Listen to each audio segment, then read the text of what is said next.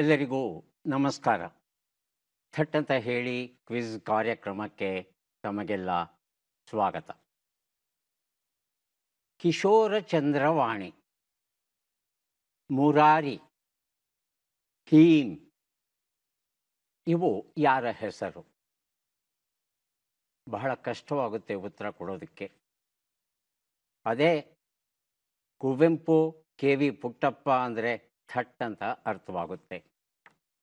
ಕುವೆಂಪು ಅವರು ಆರಂಭದ ದಿನಗಳಲ್ಲಿ ತಮ್ಮ ಕಾವ್ಯವನ್ನು ಕಿಶೋರ ಚಂದ್ರವಾಣಿ ಅನ್ನೋ ಹೆಸರಲ್ಲಿ ಬರಿತಾ ಇದ್ದರು. ಹೆಚ್ಚಿನ ಜನಕ್ಕೆ ಗೊತ್ತಿಲ್ಲದೆ ಇರಬಹುದಾದ ವಿಚಾರ. ಕುವೆಂಪು ಅವರು ಬರೆಯೋಕೆ ಆರಂಭಿಸಿದ್ದೇ ಇಂಗ್ಲೀಷಲ್ಲಿ ಅವರು ಬಿಗಿನರ್ಸ್ ಮ್ಯೂಸ್ ಅಂತ ಒಂದು ಬರೀತಾರೆ, ಒಂದು ಕವನ ಸಂಕಲನ. ಅದಾದ ಮೇಲೆ ಏಲಿಯನ್ ಹಾರ್ಪ್ ಅಂತ ಬರೀತಾರೆ.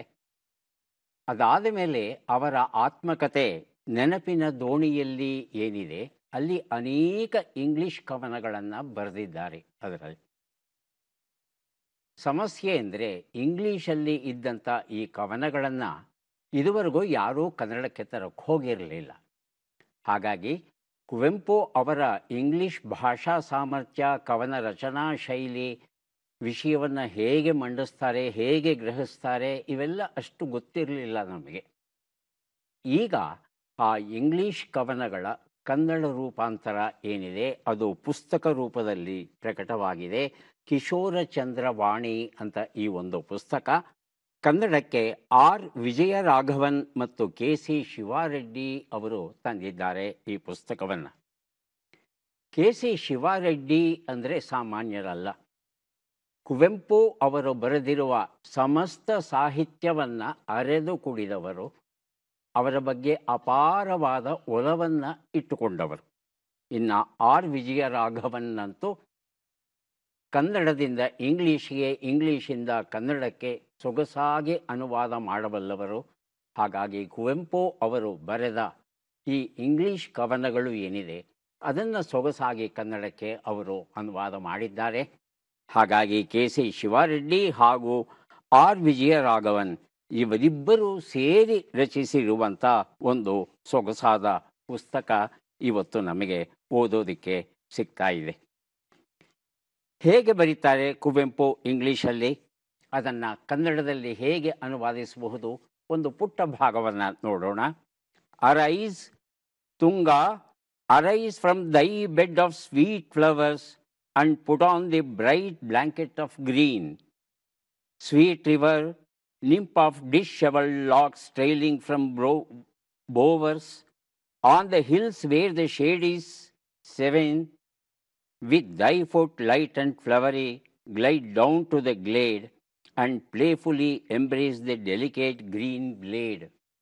ಸ್ವಲ್ಪ ಕಷ್ಟ, ತಕ್ಷಣ ಅರ್ಥವಾಗಲ್ಲ, ಮತ್ತೆ ಮತ್ತೆ ಓದಬೇಕಾಗುತ್ತೆ. ಅದರ ಕನ್ನಡ ಅನುವಾದವನ್ನು ವಿಜಯರಾಘವನ್ ಹೇಗೆ ಮಾಡ್ತಾರೆ ನೋಡಿ. ಎದ್ದೇಳು ತುಂಗ, ನಿನ್ನ ಪಾತ್ರದ ಸವಿಗಂಪು ಹೂಗಳಿಂದ ಎದ್ದು ಹೊದ್ದುಕೋ ಹಸಿರು ಗಂಬಳಿಯನ್ನು, ಕುರುಳು ಹೆರಳಿಂದ ಸರಿದಂತೆ ಸ್ನಿಗ್ಧ ನೆರಳಿಂದ ಗಿರಿಯ ನೆತ್ತಿಯಲಿಂದ ಬಂಡೆಯಾದರಿಸಿ ಇಳಿಯುತಿಹ ನದಿ ದೇವತೆಯೇ, ನಿನ್ನ ಹೂ ಹಗುರ ಪಾದದಿಂದಿಳಿದು ಬಾ ನೆಲಮುಖದವರೆಗೆ, ಬಂದು ಆಲಂಗಿಸು ಕೋಮಲ ಹಸಿರಿ ನೆಸಳನ್ನು. ಕನ್ನಡದಲ್ಲಿ ಹೀಗೆ ಬರೀತಾರೆ. ಹಾಗಾಗಿ ಕುವೆಂಪು ಅವರ ಕೃತಿಗಳನ್ನು, ಇಂಗ್ಲೀಷಲ್ಲಿ ಬರೆದಂಥ ಕವನಗಳನ್ನು ಕನ್ನಡಕ್ಕೆ ಅನುವಾದ ಮಾಡಿ ಬಹಳ ಸೊಗಸಾದ ಕೆಲಸ ಮಾಡಿದ್ದಾರೆ. ಹಾಗಾಗಿ ಖಂಡಿತ ಈ ಒಂದು ಕೃತಿಯನ್ನು ನಾವೆಲ್ಲ ಓದೋಣ. ಕಾರ್ಯಕ್ರಮವನ್ನು ಆರಂಭಿಸ್ತಾ ಇದ್ದೇವೆ. ಸ್ಪರ್ಧಿಗಳ ಪರಿಚಯ. ಮೊದಲ ಸ್ಪರ್ಧಿ. ನಮಸ್ಕಾರ, ನನ್ನ ಹೆಸರು ಜೆ ಎಂ ರವಿಕುಮಾರ್ ಅಂತ, ಭದ್ರಾವತಿಯಿಂದ ಬಂದಿದ್ದೇನೆ. ನನ್ನ ಪ್ರೊಫೆಷನ್ ಅಗ್ರಿಕಲ್ಚರಿಸ್ಟ್, ಹಾಬಿ ಪುಸ್ತಕಗಳನ್ನು ಓದುವುದು. ರವಿಕುಮಾರ್ ಅವರಿಗೆ ಸ್ವಾಗತವನ್ನು ಕೋರ್ತಾ ಇದ್ದೇವೆ. ಮುಂದಿನ ಸ್ಪರ್ಧಿ. ನಮಸ್ಕಾರ, ನನ್ನ ಹೆಸರು ಎಚ್ ಸಿದ್ದರಾಮಪ್ಪ. ನಾನು ಚಿತ್ರದುರ್ಗ ಜಿಲ್ಲೆ ಹೊಸದುರ್ಗ ತಾಲೂಕು ಬೆಲಗೂರು ಗ್ರಾಮದಿಂದ ಬಂದಿದ್ದೇನೆ. ನನ್ನ ಹವ್ಯಾಸಗಳು ದಿನಪತ್ರಿಕೆ ನೋಡೋದು, ತಟ್ಟಂತ ಹೇಳಿ ಪ್ರೋಗ್ರಾಮು, ನ್ಯೂಸ್ ನೋಡುವುದು. ಸಿದ್ದರಾಮಪ್ಪ ಅವರಿಗೆ ಸ್ವಾಗತವನ್ನು ಕೋರ್ತಾ ಇದ್ದೇವೆ. ನಮ್ಮ ಮೂರನೆಯ ಸ್ಪರ್ಧಿ. ನಮಸ್ಕಾರ, ನನ್ನ ಹೆಸರು ವೀರಾಚಾರ್ ಅಂತ, ಭದ್ರಾವತಿ ತಾಲೂಕು ಅರ್ಬಳಚಿ ಗ್ರಾಮದಿಂದ ಬಂದಿದ್ದೇನೆ. ನಾನು ಫೈನ್ ಆರ್ಟ್ ಮಾಡ್ಕೊಂಡಿದ್ದೀನಿ. ಜೊತೆಗೆ ಕಥೆಗಳನ್ನು ಬರೆಯೋದು, ಕವನಗಳನ್ನು ಬರೆಯೋದು ಹಾಗೂ ಸಾಹಿತ್ಯ ಆಸಕ್ತಿಯಾಗಿ ಕೆಲಸ ಮಾಡ್ತಾಯಿದ್ದೀನಿ. ಜೊತೆಯಲ್ಲಿ ಪದಬಂಧಗಳನ್ನು ಬಿಡಿಸೋದು, ಪತ್ರಿಕೆಗಳು ಓದೋದು, ತಟ್ಟಂಥ ಕಾರ್ಯಕ್ರಮಗಳನ್ನು ನೋಡೋದು ನನ್ನ ಹವ್ಯಾಸ. ತುಂಬ ಸಂತೋಷ ವೀರಾಚಾರ್ ಅವರೇ. ಕಾರ್ಯಕ್ರಮಕ್ಕೆ ಸ್ವಾಗತವನ್ನು ಕೋರ್ತಾ ಇದ್ದೇವೆ ತಮಗೆ. ಮೂವರು ಸಿದ್ಧವಾಗಿದ್ದರೆ ಕಾರ್ಯಕ್ರಮ ಆರಂಭಿಸೋಣ. ಮೊದಲಿಗೆ ನಿಯಮಗಳನ್ನು ಒಮ್ಮೆ ನೋಡಿಬಿಡೋಣ. ಒಟ್ಟು 10 ಪ್ರಶ್ನೆಗಳು. ಮೊದಲು ಬಜರ್ ಒತ್ತಿದವರಿಗೆ ಉತ್ತರ ನೀಡುವ ಅವಕಾಶ. ಪ್ರತಿ ಸರಿ ಉತ್ತರಕ್ಕೆ ಒಂದು ಪುಸ್ತಕ ಬಹುಮಾನ. ಆಯ್ಕೆಗಳು ಬರುವ ಮೊದಲೇ ಬಜರ್ ಒತ್ತಿ ಸರಿ ಉತ್ತರ ನೀಡಿದರೆ 2 ಪುಸ್ತಕ ಬಹುಮಾನ. 100 ಅಂಕ ಗಳಿಸಿದವರಿಗೆ ಒಂದು ಪುಸ್ತಕ ವಿಶೇಷ ಬಹುಮಾನ.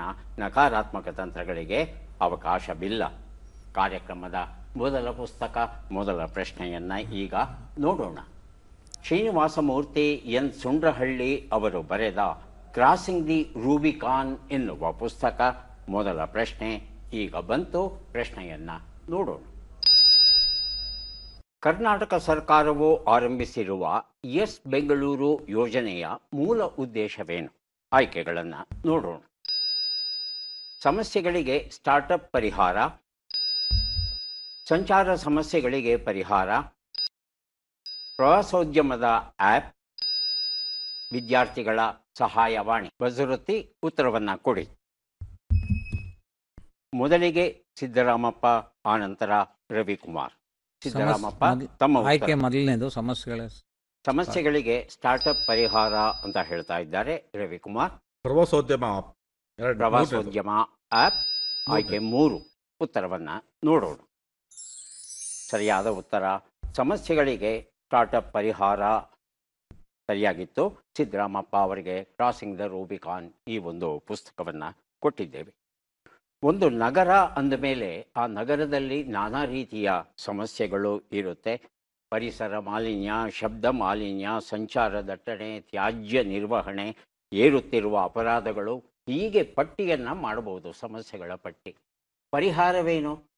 ಯುವಜನತೆಯನ್ನು ಕರೆಸಿ ಅವರಿಗೆ ಒಂದು ಸ್ಟಾರ್ಟಪ್ ಆ್ಯಪ್, ಪ್ರತಿಯೊಂದು ಸಮಸ್ಯೆ ಏನಿದೆ ಬೆಂಗಳೂರು ನಗರದಲ್ಲಿ ಆ ಸಮಸ್ಯೆಗೆ ಒಂದು ಪರಿಹಾರವನ್ನು ಸೂಚಿಸುವಂಥ ಆ್ಯಪನ್ನು ರೂಪಿಸಿ ಅಂದರೆ ಯುವಕರಲ್ಲವೇ ಉತ್ಸಾಹ ಇರುತ್ತೆ. ನಿಜವಾದ ಸಮಸ್ಯೆ ಏನು ಅನ್ನೋದನ್ನು ಅಧ್ಯಯನ ಮಾಡಿ ಅದಕ್ಕೆ ಒಂದು ಪರಿಹಾರವನ್ನು ಸೂಚಿಸ್ತಾರೆ. ಇಂತಹ ಒಂದು ಪ್ರಯೋಗ ಸ್ಯಾನ್ ಫ್ರಾನ್ಸಿಸ್ಕೋ ನಗರದಲ್ಲಿ ನಡೀತಂತೆ, ಅಲ್ಲಿ ಯಶಸ್ವಿ ಆಯ್ತಂತೆ. ಆ ಪ್ರಯೋಗವನ್ನು ಈಗ ನಮ್ಮ ಕರ್ನಾಟಕ ಸರ್ಕಾರ ಬೆಂಗಳೂರಲ್ಲಿ ಪ್ರಯೋಗಿಸೋಕ್ಕೆ ಹೊರಟಿದೆ. ಮುಂದಿನ ಪುಸ್ತಕ ಜೇನ ಹನಿ. ಗೀತಾ ಕೋಗಲೂರು ಅವರು ಬರೆದ ಹನಿ ಕವನಗಳ ಸಂಕಲನ. ನಮ್ಮ ಪ್ರಶ್ನೆ: ವಯಸ್ಕರ ಕ್ಷಯವನ್ನು ನಿಗ್ರಹಿಸುವ BCG ಲಸಿಕೆಯನ್ನು ಕರ್ನಾಟಕದ ಯಾವ ಜಿಲ್ಲೆಯವರು ಅತ್ಯಂತ ಹೆಚ್ಚಿನ ಪ್ರಮಾಣದಲ್ಲಿ ಪಡೆದಿದ್ದಾರೆ? ಆಯ್ಕೆಗಳನ್ನು ನೋಡೋಣ.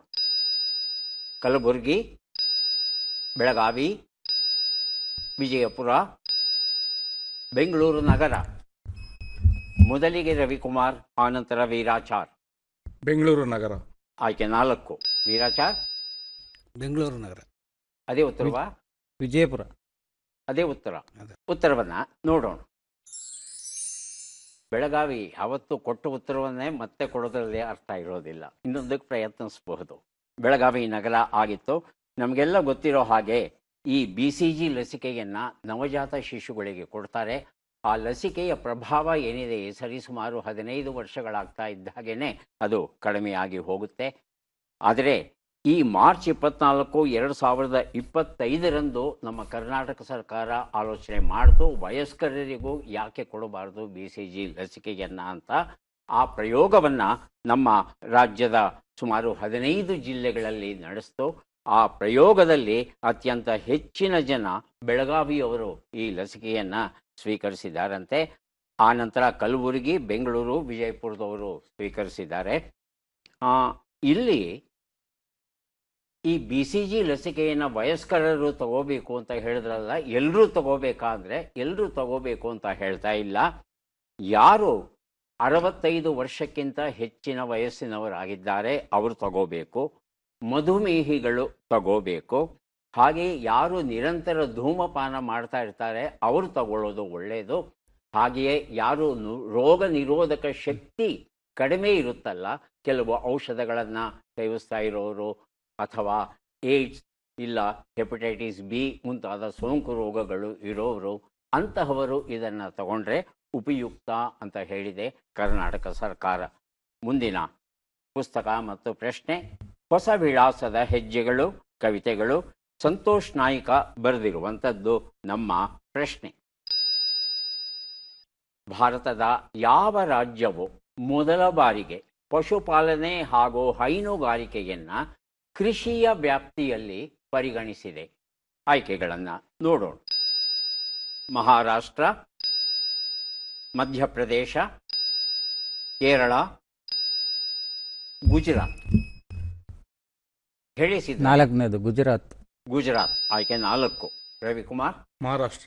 ಮಹಾರಾಷ್ಟ್ರ ಆಯ್ಕೆ 1. ಉತ್ತರವನ್ನು ನೋಡೋಣ. ಸರಿಯಾದ ಉತ್ತರ ಮಹಾರಾಷ್ಟ್ರ ಆಗಿತ್ತು. ರವಿಕುಮಾರ್ ಅವರಿಗೆ ಹೊಸ ವಿಳಾಸದ ಹೆಜ್ಜೆಗಳು ಎನ್ನುವ ಈ ಒಂದು ಪುಸ್ತಕವನ್ನು ಕೊಟ್ಟಿದ್ದೇವೆ. ಇದು ಬಹುದೊಡ್ಡ ಕ್ರಾಂತಿಕಾರಿ ಹೆಜ್ಜೆ ಅಂತ ಅನಿಸುತ್ತೆ. ಯಾಕೆಂದರೆ ಕೃಷಿಗೆ ಕಡಿಮೆ ಬೆಲೆಯಲ್ಲಿ ವಿದ್ಯುತ್ ದೊರೆಯುತ್ತೆ, ಆದಾಯ ತೆರಿಗೆ ಇರೋದಿಲ್ಲ, ಸಾಲಗಳು ನಾನಾ ರೀತಿಯ ಸಾಲಗಳು ಸುಲಭವಾಗಿ ದೊರೆಯುತ್ತೆ, ನವೀಕರಿಸಬಲ್ಲ ಇಂಧನ ಸಾಧ್ಯವಾಗುತ್ತೆ. ಯಾವುದರಿಂದ? ಹೈನುಗಾರಿಕೆಯಿಂದ. ಹಾಗೆಯೇ ಸರ್ಕಾರದ ಸಬ್ಸಿಡಿಗಳು ಏನಿದೆ ತುಂಬ ಇರುತ್ತೆ ಕೃಷಿ ಕ್ಷೇತ್ರಕ್ಕೆ. ಈ ಒಂದು ಹಿನ್ನೆಲೆಯಲ್ಲಿ ಈ ಕೃಷಿಯ ವ್ಯಾಪ್ತಿಯಲ್ಲಿ ಹೈನುಗಾರಿಕೆಯನ್ನೂ ಸೇರಿಸ್ಬಿಟ್ರೆ ಸಹಜವಾಗಿ ಹಳ್ಳಿಯಲ್ಲಿ ಇರ್ತಕ್ಕಂಥ ರೈತರ ಆದಾಯ ಏನಿದೆ, ಈ ಗ್ರಾಮೀಣ ಆದಾಯ ಅನ್ನೋದು ಅದು ಹೆಚ್ಚುತ್ತೆ. ಹಾಗೆಯೇ ಗ್ರಾಮೀಣ ಪ್ರದೇಶದಲ್ಲಿ ಉದ್ಯೋಗದ ಸಂಖ್ಯೆಯೂ ಸಹ ಹೆಚ್ಚಾಗುತ್ತೆ. ಸಣ್ಣ ಹಿಡುವಳಿದಾರರಿಗೆ ಇದು ತುಂಬ ಉಪಯುಕ್ತ. ಹೀಗೆ ನಾನಾ ಅನುಕೂಲತೆಗಳು ಈ ಪಶುಪಾಲನೆ ಮಾಡೋರಿಗೆ, ಹೈನುಗಾರಿಕೆಯಲ್ಲಿ ತೊಡಗಿದವರಿಗೆ ಮಹಾರಾಷ್ಟ್ರ ಸರ್ಕಾರ ಮಾಡಿಕೊಟ್ಟಿದೆ. ತುಂಬ ಒಳ್ಳೆಯ ಕೆಲಸ ಇದು. ಇಂತಹ ಒಂದು ಪ್ರಯತ್ನ ನಮ್ಮ ಕರ್ನಾಟಕದಲ್ಲಿ ನಡೆದರೆ ಕರ್ನಾಟಕದ ರೈತರಿಗೂ ಸಹ ತುಂಬ ಉಪಯೋಗ ಆಗುತ್ತೆ. ಮುಂದಿನ ಪುಸ್ತಕ ಪುರಂದರದಾಸರ ಜನಪ್ರಿಯ ಕೀರ್ತನೆಗಳು. ಸಂಪಾದಕರು ಡಾಕ್ಟರ್ ಶ್ರೀನಿವಾಸ ಹಾವನೂರು ಹಾಗೂ ಹೋರ ಸತ್ಯನಾರಾಯಣ ರಾವ್. ಪ್ರಶ್ನೆ, ಭಾರತದ ಅತ್ಯಂತ ಹಗುರ ಗಾಲಿ ಕುರ್ಚಿಯು ಎಷ್ಟು ಕೆಜಿ ತೂಗುತ್ತದೆ? ಆಯ್ಕೆಗಳನ್ನು ನೋಡೋಣ. 11 ಕೆಜಿ, 10 ಕೆಜಿ, 12 ಕೆಜಿ, 9 ಕೆಜಿ. ಮೊದಲಿಗೆ ರವಿಕುಮಾರ್, ಆನಂತರ ಸಿದ್ದರಾಮಪ್ಪ. 10 ಕೆಜಿ. 10 ಕೆಜಿ ಆಯ್ಕೆ 2. ಸಿದ್ದರಾಮಪ್ಪ 12 ಕೆಜಿ. ಎಷ್ಟನೇದು?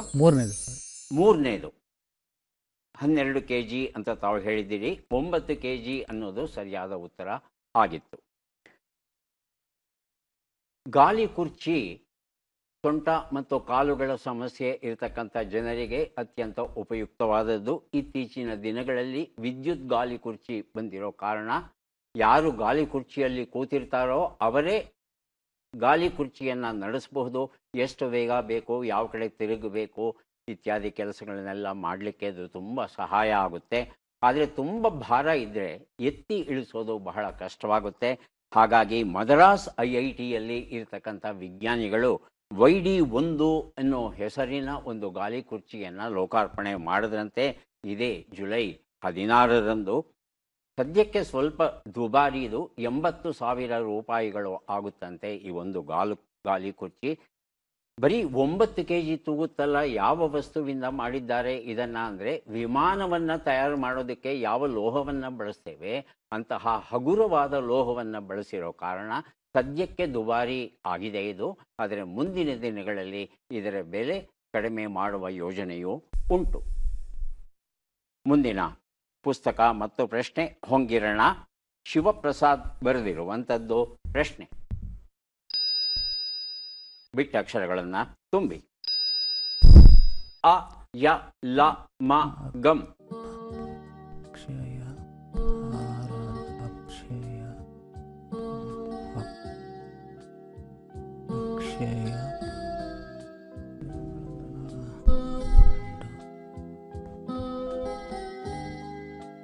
ಅಳಿಯ ಅಲ್ಲ ಮಗಳ ಗಂಡ. ಬಜ್ಜರ್. ಹೇಳಿ. ಅಳಿಯ ಅಲ್ಲ ಮಗಳ ಗಂಡ. ಅಳಿಯ ಅಲ್ಲ ಮಗಳ ಗಂಡ ಅಂತ ಹೇಳ್ತಾ ಇದ್ದಾರೆ. ಹೌದಾ ರವಿಕುಮಾರ್? ಸರಿ ಸರ್. ವೀರಾಚಾರ್, ಸರಿ ಸರ್. ಉತ್ತರವನ್ನು ನೋಡೋಣ. ಅಳಿಯ ಅಲ್ಲ ಮಗಳ ಗಂಡ ಉತ್ತರ ಸರಿಯಾಗಿದೆ.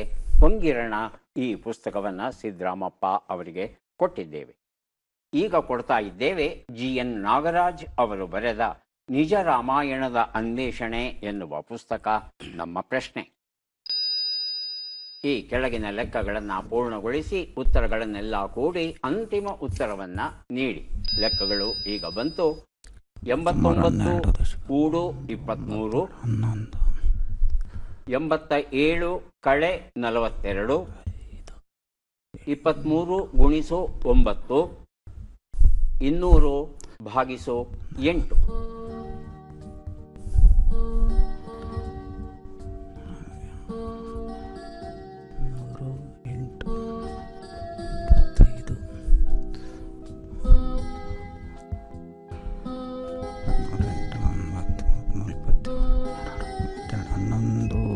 ಬಜರ್ ಒತ್ತಿದ್ದಾರೆ ರವಿಕುಮಾರ್. ಅಂತಿಮ ಉತ್ತರ 389. ಎಷ್ಟು? 389. 3, 8, 9. Yes sir, 370. ಸಿದ್ದರಾಮಪ್ಪ, ವೀರಾಚಾರ್, ಲೆಕ್ಕ ಪೂರ್ಣವಾಗಿದ್ಯಾ? ಹೌದು, 319.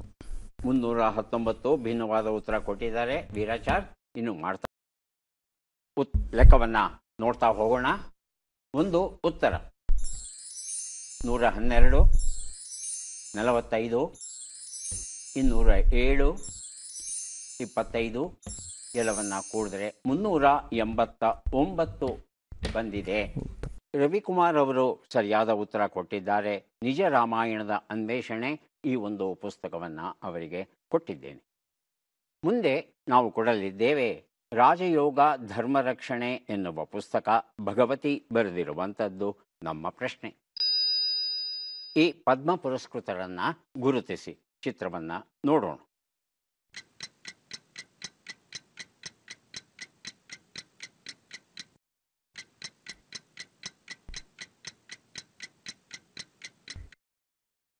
ಆಯ್ಕೆಗಳನ್ನು ನೋಡೋಣ. ಜೊನಾಸ್ ಮಾಸೆಟ್ಟಿ ದಂಪತಿಗಳು, ಒಸಾಮಾ ಸುಜುಕಿ ದಂಪತಿಗಳು, ಗ್ಯಾಂಟ್ಜರ್ ದಂಪತಿಗಳು, ಬ್ಯಾರಿ ಗಾಟ್ರಿ ಜಾನ್ ದಂಪತಿಗಳು. ಮೊದಲಿಗೆ ಬಸರುತ್ತಿದ್ದಾರೆ ರವಿಕುಮಾರ್, ಆನಂತರ ಸಿದ್ದರಾಮಪ್ಪ. ನಂಬರ್ 2 ಒಸಾಮು ಸುಜುಕಿ ದಂಪತಿಗಳು ಆಯ್ಕೆ ಹೇಳ್ತಾ ಇದ್ದಾರೆ ಸಿದ್ದರಾಮಪ್ಪ. ಆಯ್ಕೆ 1 ಜೊನಾಸ್ ಮಾಸೆಟ್ಟಿ ದಂಪತಿಗಳು. ಉತ್ತರವನ್ನ ನೋಡೋಣ. ಸರಿಯಾದ ಉತ್ತರ ಗ್ಯಾಂಡ್ಜರ್ ದಂಪತಿಗಳು ಆಗಿದ್ರು. ಕ್ಯೂ ಗ್ಯಾಂಡ್ಜರ್ ಮತ್ತು ಕೊಲೀನ್ ಗ್ಯಾಂಡ್ಜರ್ ಅಂತ ದಂಪತಿಗಳು ಇವರು. ಇಬ್ಬರಿಗೂ ಪದ್ಮಶ್ರೀ ಗೌರವ ದೊರೆತಿದೆ. ಮುಸ್ಸೌರಿ ಪ್ರದೇಶದಲ್ಲಿ ಇವರು ವಾಸವಾಗಿದ್ದರು. ಮೂಲತಃ ಆಂಗ್ಲೋ ಇಂಡಿಯನ್ ಜನಾಂಗಕ್ಕೆ ಸೇರಿದವರು. ಇವರು ತಮ್ಮ ಪ್ರವಾಸಿ ಬರಹಗಳಿಗೆ ಬಹಳ ಹೆಸರಾದವರು. 50 ವರ್ಷಗಳ ಅವಧಿಯಲ್ಲಿ ಇವರು 30 ಪ್ರವಾಸಕ್ಕೆ ಸಂಬಂಧಪಟ್ಟಂಥ ಪುಸ್ತಕಗಳನ್ನು ಬರೆದಿದ್ದಾರೆ. ಹಾಗೆಯೇ ದೂರದರ್ಶನಕ್ಕಾಗಿ 52 ಸಾಕ್ಷ್ಯಚಿತ್ರಗಳನ್ನು ನಿರ್ಮಿಸಿದ್ದಾರೆ. ಈ ಹಿನ್ನೆಲೆಯಲ್ಲಿ ಇವರಿಗೆ ಪದ್ಮಶ್ರೀ ಗೌರವ ದೊರೆತಿದೆ. ಮುಂದಿನ ಪುಸ್ತಕ ಸಾಧನಾ ಪಥ ಅಭಿನಂದನಾ ಗ್ರಂಥ. ಪ್ರಧಾನ ಸಂಪಾದಕರು ಶ್ರೀ ಪರಶುರಾಮ ಎಸ್ ಕುಂಬಾರ. ನಮ್ಮ ಪ್ರಶ್ನೆ: ಈ ಅಕ್ಷರಗಳನ್ನು ಸರಿಯಾಗಿ ಜೋಡಿಸಿ.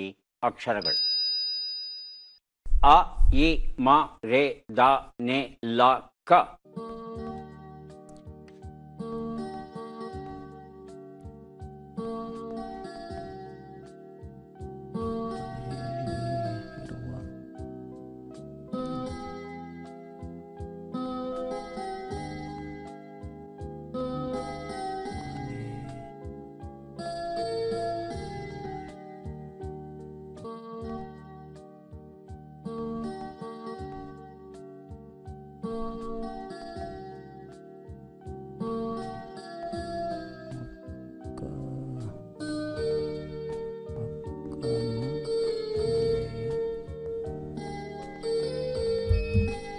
ಬಜರುತ್ತಿದ್ದಾರೆ ಸಿದ್ದರಾಮಪ್ಪ. ಅಕ್ಕನ ಮನೆಯ ರೆದವರು. ಅಕ್ಕನ ಮನೆಯ 6 ಅಕ್ಷರ ಆಯಿತು. ಇನ್ನು 2 ಅಕ್ಷರ ರವಿಕುಮಾರ್ ಹಾಗೂ ವೀರಾಚಾರ್ ಸಿದ್ದರಾಮಪ್ಪ ಕೊಟ್ಟ ಸುಳುಹನ್ನು ಗ್ರಹಿಸಿ ಸರಿಯಾದ ಉತ್ತರ ಕೊಡೋದಕ್ಕೆ ಪ್ರಯತ್ನಿಸಿ. ಅಕ್ಕ ಇಲ್ಲದ ಮನೆ. ಬಜರ್ ಒತ್ಬಿಟ್ಟು ಅಕ್ಕನಿಲ್ಲದ ಮನೆ. ಹೇಳಿ. ಅಕ್ಕ ಇಲ್ಲದ ಮನೆ. ಅಕ್ಕ ಇಲ್ಲದ ಮನೆ. ನೆರೆ ಮನೆ. ಎಷ್ಟೋ ಮನೆಗಳಲ್ಲಿ ಅಕ್ಕಂದ್ರೆ ಇರೋದಿಲ್ಲಪ್ಪ. ಅಕ್ಕ ಒಂದಕ್ಷ ಬಿಟ್ಟಾಗಿದೆ ರವಿಕುಮಾರ್ ಅವರೇ. ಅಕ್ಕರೆ ಇಲ್ಲದ ಮನೆ. ಅಕ್ಕರೆ ಇಲ್ಲದ ಮನೆ. ಉತ್ತರವನ್ನ ನೋಡೋಣ. ಸರಿ ಸರಿ. ಅಕ್ಕರೆ ಇಲ್ಲದ ಮನೆ ಇರಲಿಕ್ಕೆ ಸಾಧ್ಯ ಉಂಟು. ಸಾಧನಾ ಪಥ ಈ ಒಂದು ಕೃತಿಯನ್ನ ತಮಗೆ ಕೊಡ್ತಾ ಇದ್ದೇನೆ. ಈಗ 3 ಪುಸ್ತಕಗಳನ್ನು ಕೊಡೋದಕ್ಕೆ ನಾವು ಸಿದ್ಧವಾಗ್ತಾ ಇದ್ದೇವೆ. ಪದಬಂಧ ಬಂದಿದೆ. ಸುಳುಹುಗಳನ್ನು ನೋಡೋಣ. ಬೆಂಕಿಯ ವರ್ತುಲ ಅಥವಾ ಮಂಡಲ, ತಂಗುವ ಸ್ಥಳ, ಅತಿಥಿಗಳಿಗಾಗಿ ಮೀಸಲಾದ ಮನೆ.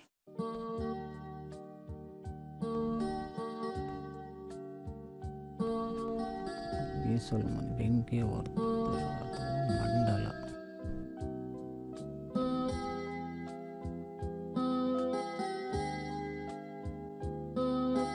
ಬಜರ್ ಒತ್ತಿದ್ದಾರೆ ಸಿದ್ದರಾಮಪ್ಪ. ಒಂದು ಉತ್ತರ ಅಗ್ನಿಕುಂಡಲ. ಅಗ್ನಿಕುಂಡಲ. ಅಗ್ನಿಕುಂಡಲ. 3 ಶಬ್ದ ಸಿಗ್ತಾ? 3 ಶಬ್ದವನ್ನು ಹುಡುಕೋಕೆ ಪ್ರಯತ್ನಿಸಬೇಕು. ರವಿಕುಮಾರ್ ಹಾಗೂ ವೀರಾಚಾರ್ ಉತ್ತರ ಗೊತ್ತಿದ್ರೆ ಮೊದಲನೇ ಶಬ್ದಕ್ಕೆ ಉತ್ತರವನ್ನು ಕೊಡಿ. ಇಲ್ಲ ಅಂದರೆ ಮೊದಲನೇ ಶಬ್ದ ನಾ ಕೊಡ್ತೇನೆ, 2ನೇ ಶಬ್ದ 3ನೇ ಶಬ್ದಕ್ಕೆ ತಾವು ಪ್ರಯತ್ನಿಸಬಹುದು. ಒಂದು ಉತ್ತರ. 2 ಉತ್ತರ. ತಂಗುವ ಸ್ಥಳ, ಬಿಡಾರ. 3 ಉತ್ತರ. 3 ಯಾರಾದರೂ ಬಜರ್ ಒತ್ತಿ ಉತ್ತರ ಕೊಡೋದಾದ್ರೆ 3ನೇದಕ್ಕೆ ಕೊಡಬಹುದು. ಅತಿಥಿಗಳಿಗಾಗಿ ಮೀಸಲಾದ ಮನೆ. ಹೇಳಿ. ಬಿಡದಿ. ಉತ್ತರವನ್ನು ನೋಡೋಣ. ಬಿಡದಿ ಉತ್ತರ ಸರಿಯಾಗಿದೆ. ಇನ್ನೊಂದಿಷ್ಟು ಪ್ರಾಣೇಶ್ ರಾವ್ ಬರೆದಂಥ ಪುಸ್ತಕ ಕೊಟ್ಟಿದ್ದೇವೆ. ಈಗ ಕಾರ್ಯಕ್ರಮದ ಕೊನೆಯ ಘಟ್ಟಕ್ಕೆ ಬಂದಿದ್ದೇವೆ. ಚಟ್ಪಟ್ ಚಿನ್ಕುರಳಿ. 5 ಪ್ರಶ್ನೆಗಳು. ಮೊದಲ ಪ್ರಶ್ನೆ ರವಿಕುಮಾರ್ ಅವರಿಗೆ ಬರ್ತಾ ಇದೆ. ಮೊದಲ ಪ್ರಶ್ನೆ. ಜಿ.ಪಿ. ರಾಜರತ್ನಂ ಬರೆದ ನಾಟಕದ ಹೆಸರೇನು? ಗಂಡುಗೊಡಲಿ, ಚಂದ್ರಹಾರ. ಗಂಡುಗೊಡಲಿ. ಮುಂದಿನ ಪ್ರಶ್ನೆ. ಮಂಡ್ಯದ ಶಿವಪುರದಲ್ಲಿ ಧ್ವಜ ಸತ್ಯಾಗ್ರಹವು ಯಾವ ವರ್ಷದಲ್ಲಿ ನಡೆಯಿತು? 1938, 1948? 38. ಮೂರನೇ ಪ್ರಶ್ನೆ. ಕರುವಿನ ರೂಪದಲ್ಲಿ ಯಾರು ಕೃಷ್ಣನನ್ನ ಕೊಲ್ಲಲೆತ್ನಿಸಿದರು? ವತ್ಸಾಸುರ, ಭರ್ತ್ಸಾಸುರ? ವತ್ಸಾಸುರ. ಮುಂದಿನ ಪ್ರಶ್ನೆ. ಈ ಗಾದೆಯನ್ನ ಪೂರ್ಣಗೊಳಿಸಿ ಸಮುದ್ರಕ್ಕೆ ನೆಂಟಸ್ಥಾನ. ಸಮುದ್ರಕ್ಕೆ ನೆಂಟಸ್ಥಾನ. ಮುಂದಿನ ಪ್ರಶ್ನೆ. ಈ ಒಗಟನ್ನು ಬಿಡಿಸಿ. ನಮ್ಮನೆಯಲ್ಲಿ ಹೊಟ್ಟೆ ಬಿರಿಯೇ ಉಂಡ, ನಿಮ್ಮನೆಯಲ್ಲಿ ಗಡದ್ದು ಒರಗಿದ? ನಾಯಿ. ಉತ್ತರವನ್ನು ನೋಡ್ತಾ ಹೋಗೋಣ. ಒಂದು ಉತ್ತರ ಗಂಡುಗೊಡಲಿ ಸರಿಯಾಗಿದೆ. 2ನೇ ಪ್ರಶ್ನೆಗೆ ಉತ್ತರ 1938 ಸರಿಯಾಗಿದೆ. 3ನೇ ಪ್ರಶ್ನೆಗೆ ಉತ್ತರ ವತ್ಸಾಸುರ ಆಗಿತ್ತು. 4ನೇ ಪ್ರಶ್ನೆಗೆ ಉತ್ತರ ಸಮುದ್ರಕ್ಕೆ ನೀರನ್ನು ಹೊತ್ತಂತೆ, ಬೆಟ್ಟಕ್ಕೆ ಕಲ್ಲನ್ನು ಹೊತ್ತಂತೆ. ಆ ಸ್ವರೂಪದ ಒಂದು ಗಾದೆ ವ್ಯರ್ಥ ಪ್ರಯತ್ನವನ್ನು ಎತ್ತಿ ತೋರಿಸುತ್ತೆ. 5ನೇ ಪ್ರಶ್ನೆಗೆ ಉತ್ತರ ಇದು ಬೆಕ್ಕಿದು. 2 ಪ್ರಶ್ನೆಗಳಿಗೆ ತಾವು ಸರಿಯಾದ ಉತ್ತರ ಕೊಟ್ಟಿದ್ದೀರಿ. 2 ಪುಸ್ತಕಗಳನ್ನು ತಮಗೆ ಕೊಡ್ತಾ ಇದ್ದೇವೆ. ಈಗ ಸಿದ್ದರಾಮಪ್ಪ ಅವರಿಗೆ ಅವಕಾಶ ಬಂದಿದೆ. ಸಿದ್ಧವಾಗಿದ್ದೀರಾ? ಮೊದಲ ಪ್ರಶ್ನೆ. ಸಿ.ಕೆ. ವೆಂಕಟರಾಮಯ್ಯನವರು ಬರೆದ ನಾಟಕದ ಹೆಸರೇನು? ಮಂಡೋದರಿ, ಸೀತೆ. ಮಂಡೋದರಿ. ಮುಂದಿನ ಪ್ರಶ್ನೆ. ಕರ್ನಾಟಕದ ಗಾಂಧಿ ಯಾರು? ಕಾರ್ನಾಡ್ ಸದಾಶಿವರಾವ್, ಹಳ್ಳಿಕರ್ ಮಂಜಪ್ಪ? ಹಳ್ಳಿಕರ್ ಮಂಜಪ್ಪ. ಮುಂದಿನ ಪ್ರಶ್ನೆ. ಯಾರು ಕೊಕ್ಕರೆಯ ರೂಪದಲ್ಲಿ ಕೃಷ್ಣನನ್ನ ಕೊಲ್ಲಲೆತ್ನಿಸಿದರು? ಬಕಾಸುರ, ಕಾಕಾಸುರ? ಕಾಕಾಸುರ. ಮುಂದಿನ ಪ್ರಶ್ನೆ. ಈ ಗಾದೆಯನ್ನ ಪೂರ್ಣಗೊಳಿಸಿ. ಗುಬ್ಬಿ ಮೇಲೆ ಬ್ರಹ್ಮಾಸ್ತ್ರ ಹಾಕಿದರಂತೆ. ಅಲ್ಲ, ಇನ್ನೂ ಒಂದು ಭಾಗ ಇದೆ. ಗುಬ್ಬಿ ಮೇಲೆ ಬ್ರಹ್ಮಾಸ್ತ್ರ ಹೂಡಿದರಂತೆ ಅಂತ ಗೊತ್ತ. ಮುಂದಿನ ಪ್ರಶ್ನೆ. ಈ ಒಗಟನ್ನು ಬಿಡಿಸಿ. ನಮ್ಮ ಹತ್ರ ಇದ್ದೂ ನಮಗೆ ಹೊಡೆಯುತ್ತೆ. ಉತ್ತರವನ್ನು ನೋಡ್ತಾ ಹೋಗೋಣ. ಒಂದು ಉತ್ತರ ಮಂಡೋದರಿ, ಉತ್ತರ ಸರಿಯಾಗಿದೆ. ಎರಡನೇ ಪ್ರಶ್ನೆಗೆ ಉತ್ತರ ಹಳ್ಳಿಕರ್ ಮಂಜಪ್ಪ, ಸರಿಯಾಗಿದೆ. ಮೂರನೇ ಪ್ರಶ್ನೆಗೆ ಉತ್ತರ ಬಕಾಸುರ ಆಗಿತ್ತು. ಭೀಮ ಕೊಂದಂಥ ಬಕಾಸುರ ಅಲ್ಲ, ಈ ಬಕಾಸುರನೇ ಬೇರೆ, ಕೃಷ್ಣನನ್ನು ಕೊಲ್ಲೋಕೆ ಬರೋನು. ನಾಲ್ಕನೇ ಪ್ರಶ್ನೆಗೆ ಉತ್ತರ ಗುಬ್ಬಿ ಮೇಲೆ ಬ್ರಹ್ಮಾಸ್ತ್ರ, ತಬ್ಬಲಿ ಮೇಲೆ ಹಾರಾಟ ಅಂತ. ಹಾಗಾಗಿ ಐದನೇ ಪ್ರಶ್ನೆಯನ್ನ ಈಗ ನೋಡೋಣ. ಕಣ್ಣು ರೆಪ್ಪೆಗಳು ನಮ್ಮ ಹತ್ರ ಇರುತ್ತೆ, ನಮಗೆ ಹೊಡೆಯುತ್ತೆ ಅಂತ. ಎರಡು ಪ್ರಶ್ನೆಗೆ ತಾವು ಸರಿಯಾದ ಉತ್ತರ ಕೊಟ್ಟಿದ್ದೀರಿ. ಎರಡು ಪುಸ್ತಕಗಳನ್ನು ತಮಗೆ ಕೊಡ್ತಾ ಇದ್ದೇವೆ. ವೀರಾಚಾರ್ ಸಿದ್ಧವಾಗಿದ್ದರೆ ಪ್ರಶ್ನೆಗಳನ್ನು ಆರಂಭಿಸ್ತೇವೆ. ಮೊದಲ ಪ್ರಶ್ನೆ, ನಿರಂಜನರು ಬರೆದ ನಾಟಕದ ಹೆಸರೇನು? ಆಹ್ವಾನ, ನಿರಾಕರಣ. ನಿರಾಕರಣ. ಮುಂದಿನ ಪ್ರಶ್ನೆ, ದಂಡಿ ಯಾತ್ರೆಯಲ್ಲಿ ಕರ್ನಾಟಕದಿಂದ ಯಾರು ಭಾಗವಹಿಸಿದ್ದರು? ತಗುಡೂರು ರಾಮಚಂದ್ರರಾವ್, ಮೈಲಾರ ಮಹದೇವಪ್ಪ. ಮೈಲಾರ ಮಹಾದೇವ್. ಮುಂದಿನ ಪ್ರಶ್ನೆ, ಯಾರು ಹಾವಿನ ರೂಪದಲ್ಲಿ ಕೃಷ್ಣನನ್ನ ಕೊಲ್ಲಲೆತ್ನಿಸಿದರು? ಅಘಾಸುರ, ಸರ್ಪಾಸುರ. ಸರ್ಪಾಸುರ. ಮುಂದಿನ ಪ್ರಶ್ನೆ, ಈ ಗಾದೆಯನ್ನು ಪೂರ್ಣಗೊಳಿಸಿ. ಗೆಳೆತನದ ಗುಣ. ಒಳ್ಳೆತನ. ಮುಂದಿನ ಪ್ರಶ್ನೆ, ಈ ಒಗಟನ್ನು ಬಿಡಿಸಿ. ದುಂಡಗಿರುವ ನನಗೆ ಕೈ ಕಾಲಿಲ್ಲ, ಸುಟ್ಟರೆ ಸಾಯಲಾರೆ, ಬಡಿದರೆ ಬದುಕಲಾರೆ, ನಾನು ಯಾರು?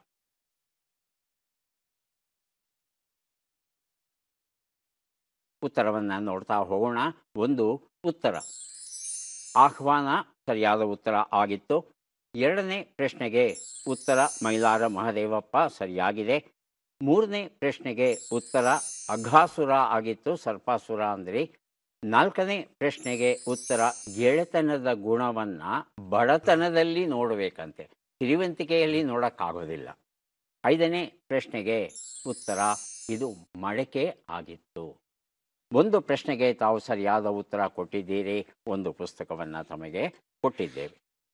ಯಾರಿಗೆ ಎಷ್ಟು ಪುಸ್ತಕ ಬಂದಿದೆ ಅದನ್ನು ನೋಡುವ ಕ್ಷಣ ಈಗ ಬಂತು. ಮೊದಲಿಗೆ ರವಿಕುಮಾರ್ ಅವರಿಗೆ ಒಟ್ಟು 5 ಪುಸ್ತಕಗಳು ಸಿಗ್ತಾ ಇವೆ. ಪುಸ್ತಕಗಳನ್ನು ಸ್ವೀಕರಿಸಿ ಕಾರ್ಯಕ್ರಮದಲ್ಲಿ ಭಾಗಿಯಾಗಿದ್ದಕ್ಕೆ ಧನ್ಯವಾದ.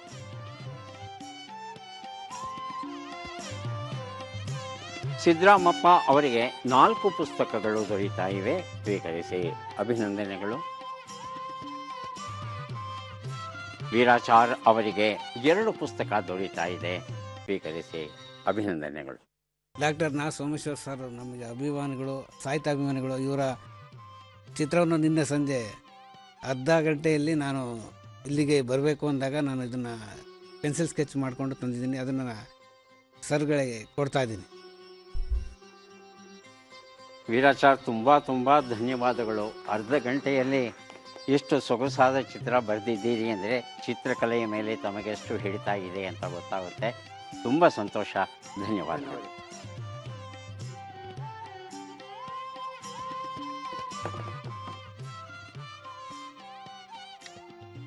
ಭಾರತ ದೇಶದ ರಿಸರ್ವ್ ಬ್ಯಾಂಕಲ್ಲಿ ಎಷ್ಟು ಚಿನ್ನ ಇದೆ? ಇಡೀ ಜಗತ್ತಿನಲ್ಲಿರ್ತಕ್ಕಂಥ ಚಿನ್ನಕ್ಕೆ ಹೋಲಿಸಿದ್ರೆ ನಮ್ಮಲ್ಲಿರ್ತಕ್ಕಂಥ ಚಿನ್ನದ ಪ್ರಮಾಣ ಎಷ್ಟು ಅಂತ ಪ್ರಶ್ನೆ ಕೇಳಿದ್ರೆ ಅದು 0.4%. 0.4%. ಬರೀ 880 ಟನ್ ಚಿನ್ನ ಇದೆಯಂತೆ ರಿಸರ್ವ್ ಬ್ಯಾಂಕಲ್ಲಿ. ಇಡೀ ಜಗತ್ತಲ್ಲಿ ಎಷ್ಟಪ್ಪ ಇದೆ ಅಂದರೆ ಒಂದು 25,000ದಿಂದ 27,000ವರೆಗೆ ಟನ್, 27,000 ಟನ್ವರೆಗೆ ಇರಬಹುದು ಅಂತ ಹೇಳ್ತಾರೆ. ಸರಿಯಾದ ಲೆಕ್ಕ ಇದುವರೆಗೂ ಸಿಕ್ಕಿಲ್ಲ. ಭಾರತದ ಸರ್ಕಾರದ ಹತ್ರ ಬರೀ 0.4 ಅಂದರೆ ನಮ್ಮ ನಿಮ್ಮ ಮನೆಯಲ್ಲಿ ಎಷ್ಟಿದೆ ಚಿನ್ನ ಅಂತ ಕೇಳ್ತಂದರೆ 13% ಇದೆಯಂತೆ. ಮತ್ತೆ ಭೇಟಿಯಾಗೋಣ. ನಮಸ್ಕಾರ.